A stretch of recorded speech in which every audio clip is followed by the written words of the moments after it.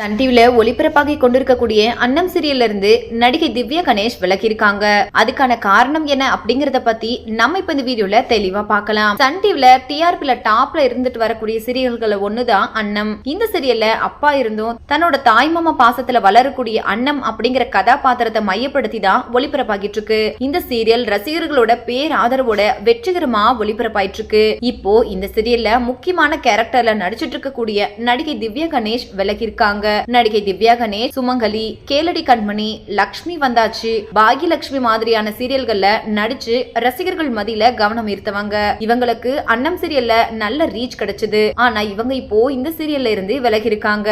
இவங்க இந்த சீரியல்ல இருந்து விலகிறதுக்கு முக்கியமான காரணமா சொல்லப்படுறது அப்படின்னு பார்த்தா இந்த சீரியல்ல இவங்கள ஹீரோயின் லெவலுக்கு கொண்டு வந்திருந்தாங்க.